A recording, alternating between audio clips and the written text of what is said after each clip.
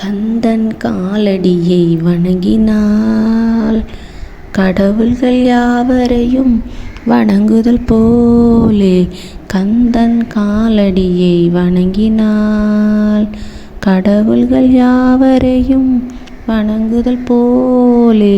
கந்தன் காலடியை வணங்கினால் தந்தை பரமனுக்கு சிவகுருநாதன், தாயார் பார்வதியின் சக்திதானே வேலன், சிவசக்திதானே வேலன்.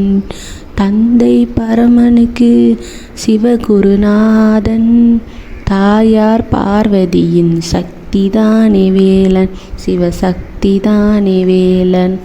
அண்ணனவன் கணேசன், கண்ணனவன் தாய்மாமன். அண்ணனவன் கணேசன், கண்ணனவன் தாய்மாமன். மாமனுக்கு பிள்ளை இல்லை, மருமகன் தான் திருமகன். மாமனுக்கு பிள்ளை இல்லை, மருமகன் தான் திருமகன்.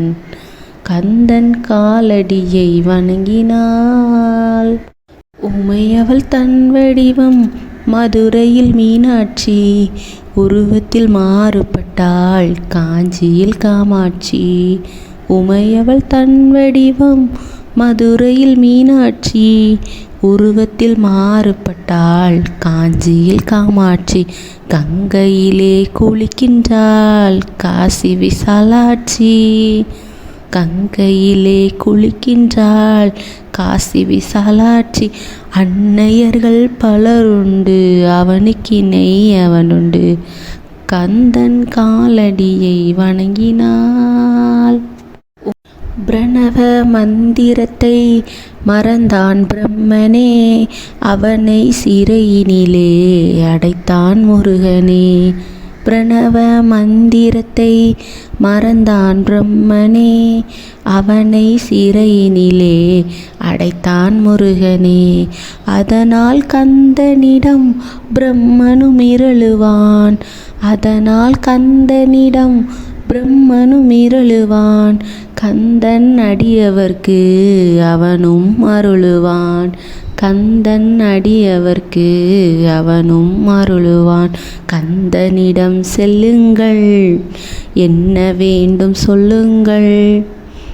கந்தனிடம் செல்லுங்கள், என்ன வேண்டும் சொல்லுங்கள்.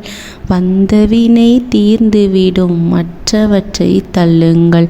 வந்தவினை தீர்ந்துவிடும், மற்றவற்றை தள்ளுங்கள். கந்தன் காலடியை வணங்கினால் கடவுள்கள் யாவரையும் வணங்குதல் போலே. கந்தன் கந்தன் கந்தன் காலடியை வணங்குங்கள்.